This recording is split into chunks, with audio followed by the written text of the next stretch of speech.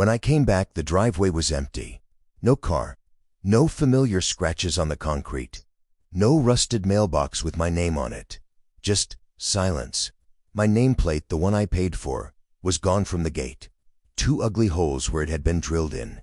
And standing there like they'd been rehearsing this moment was my mother, with a tight, forced smile, and my sister, leaning against a brand new white car, spinning the keys around her finger like she just won something.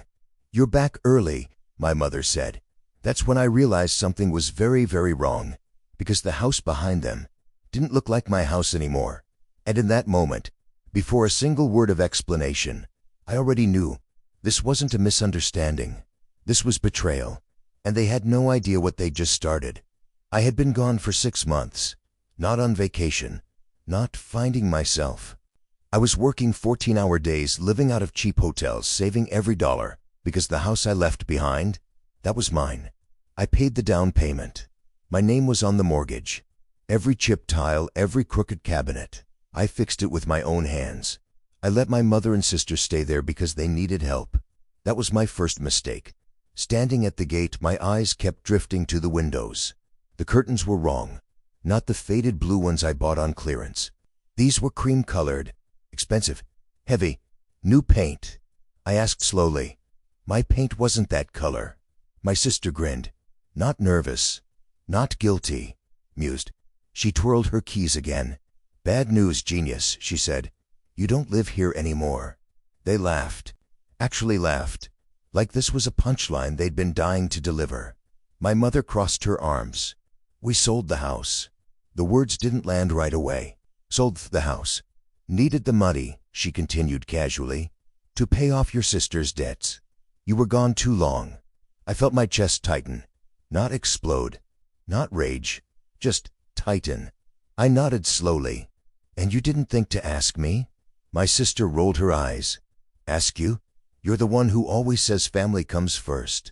She smirked. "Guess we took your advice." They were waiting. For yelling.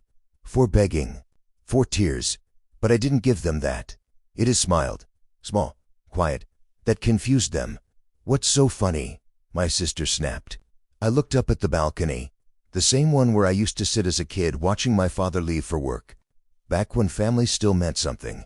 "Nothing," I said softly. "Just realizing how poetic all this is." She laughed again. "You're homeless now." "Maybe," I replied. Then I looked straight at her. "But tell me something. Whose name was on the deed?" Silence. My mother frowned. "Well, mine," I said calmly. "Only mine." My sister scoffed. "Doesn't matter. Papers are signed. Money's gone." I nodded again. "All right." That was it. No fight. No threats. I grabbed my bag and walked away. Behind me I heard my sister say, "Told you he wouldn't do anything." And that was the moment they sealed their fate. Because here's what they didn't know. I hadn't just been working. I'd been documenting. Every payment. Every text. Every message where they admitted the house wasn't theirs. And the buyer? They rushed the sale. Skipped proper verification. Accepted forged authorization. They thought they were clever. They weren't. They were sloppy. For 3 weeks I disappeared. I let them enjoy their victory. Her. The shopping trips. The smug Facebook posts about new beginnings. I slept on a friend's couch. I smiled at work. And every night I made calls. Lawyers. Banks. The buyer's attorney. Turns out, selling a house you don't own isn't just immoral. It's illegal. Very illegal. And when the buyer realized they were about to lose everything, they panicked. Hard. One evening my phone rang. Unknown number. I answered. "Is this you?" my sister asked, her voice shaking. "What's going on?" she whispered. "Why are people calling me?" I leaned back. "Probably about the house." She went silent.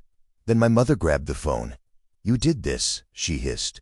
"You're tearing this family apart." I almost laughed. "No," I said. "I'm just putting it back together." The sale was voided. The money, frozen. The buyer sued them. Fraud charges followed. My sister lost the car within a month. My mother, she stopped smiling.